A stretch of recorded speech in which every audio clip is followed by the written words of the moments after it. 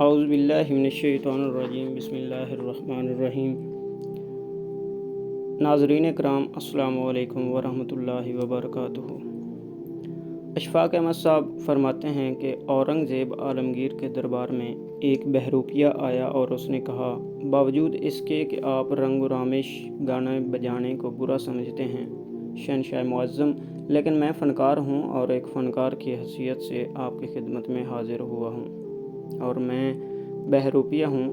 میرا نام کندن بہروپیہ ہے اور میں ایسا روپ بدل سکتا ہوں کہ شہنشاہ معظم، جن کو اپنا تجربہ علمی پر بڑا ناز ہے، دھوکہ دے سکتا ہوں، اور میں چکمہ دے کر بڑی کامیابی کے ساتھ نکل جاتا ہوں۔ اورنگزیب عالمگیر نے کہا، یہ بات تو ذی اوقات ہے، میں تو شکار کو بھی کار بیکار سمجھتا ہوں۔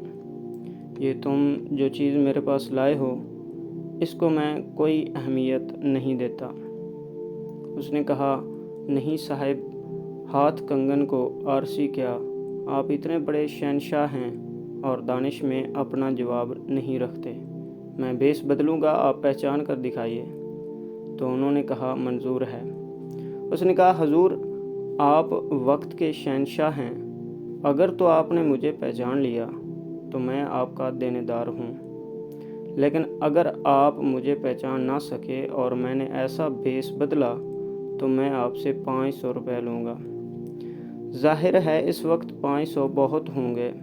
شہنشاہ نے کہا، ٹھیک ہے، 500 میرے لیے کچھ نہیں ہے، منظور ہے، جاؤ۔ تو وہ شرط طے کر کے چلا گیا اور پھر سوچنے لگا۔ گھر جا کر بھی پریشان ہوا کہ میں شیخی میں ایسی شرط باندھ کر تو آ گیا ہوں، میں کون سا ایسا روپ بدلوں کہ بادشاہ کو پتہ نہ چلے۔ ناظرین کرام، پھرتا پھراتا تحقیق و تفتیش کرتا رہا، لوگوں سے پتہ چلا اورنگزیب عالمگیر ساؤتھ انڈیا میں مرہٹوں پر اور یمنی سلطنتوں پر اکثر حملے کیا کرتا تھا۔ انہوں نے کہا، یہ سال چھوڑ کر اگلے سال پھر ان پر حملہ کرے گا۔ یہ خبر بہروپیہ کو، جو وقع نگار تھے، انہوں نے بتائی۔ اس نے کہا، ٹھیک ہے۔ چنانچہ وہ یہاں سے پا پیادہ سفر کرتا ہوا اسی مقام پر پہنچ گیا جہاں یمنی سلطنت تھی۔ وہاں جا کر اس نے ایک بزرگ کا روپ دھارا، داڑھی بڑھا لی، سبز کپڑے پہن لیے، بڑے بڑے منکے گلے میں ڈال لیے اور اللہ کی یاد میں ایسا مستغرق ہوا کہ بڑی دیر تک، بہت دور تک لوگوں کو اپنے اس سحر میں مبتلا کرتا رہا۔ ارد گرد کے لوگ جو تھے بابا پیر کی محبت میں گرفتار ہوتے گئے، لوگ آنے لگے اور طرح طرح کے چڑھاوے چڑھانے لگے، جیسا کہ ہمارے یہاں کا رواج ہے۔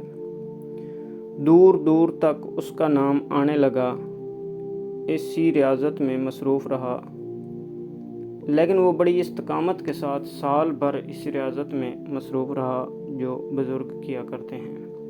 ایک سال کے بعد جب اپنا لاؤ لشکر لے کر اورنگزیب عالمگیر ساؤتھ انڈیا پہنچا اور پڑاؤ ڈالا تو تھوڑا سا وہ خوف زدہ تھا، اور جب اس نے مرہٹوں کے پیشوا پر حملہ کیا تو وہ اتنی مضبوطی کے ساتھ قلعہ بند تھے کہ اس کو اورنگزیب عالمگیر کی فوجیں توڑ نہ سکیں۔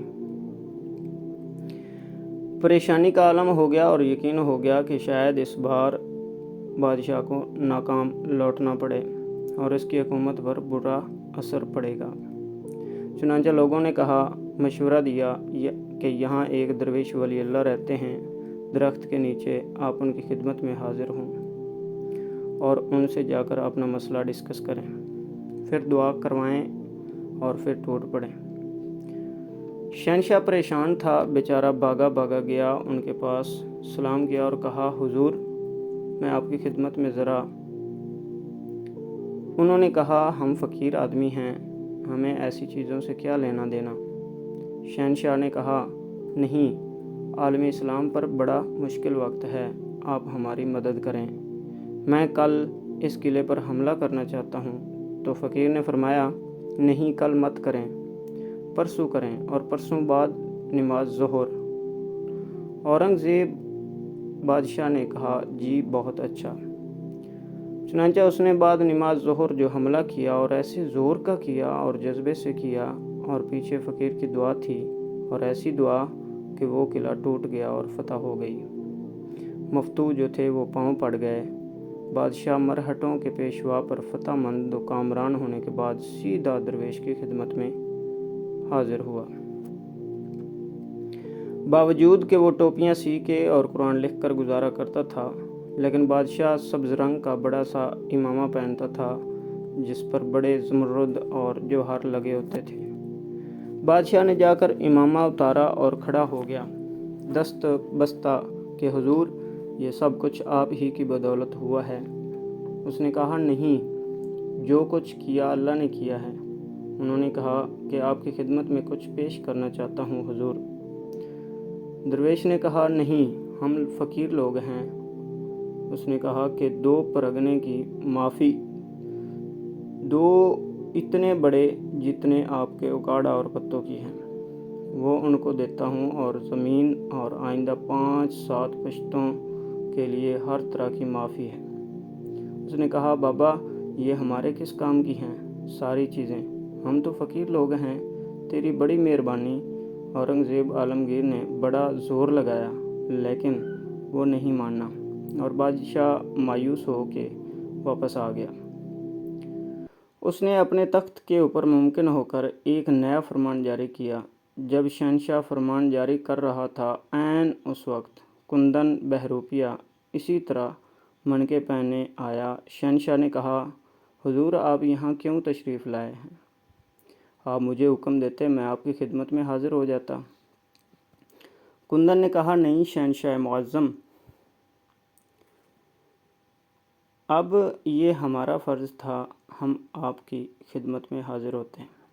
तो जनाब आली, मैं कुंदन बहरूपिया हूँ, मेरे 500 रुपये मुझे इनायत फरमाएँ।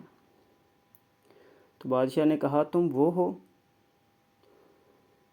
बहरूपिया ने कहा, हाँ, वही हूँ जो आज से 1.5 बरस पहले आपसे वादा करके गया था।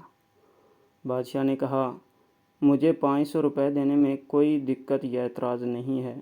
मैं आपसे ये पूछता हूँ, जब मैंने आपको 2 परगने और 2 कस्बे की माफ़ी दी, जब आपके नाम इतनी ज़मीन कर दी, जब मैंने आपकी 7 पुश्तों को ये रियायत दी कि इस मेरी ममलिकत में जहाँ चाहें जिस तरह चाहें रहें, आपने उस वक्त क्यों इनकार कर दिया?